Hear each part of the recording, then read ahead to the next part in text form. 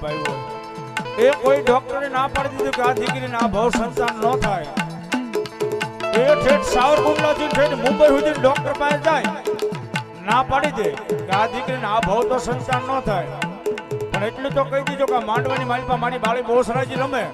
અને જો ડોક્ટરને ખોટા પાડીને એ 9 મહિના અને 13 દાડે જો દીકરાનો જન્મ ન કરાવે તો મારી બાળી બહુસરાજી નહીં બા મારી બહુસરાજી નહીં બા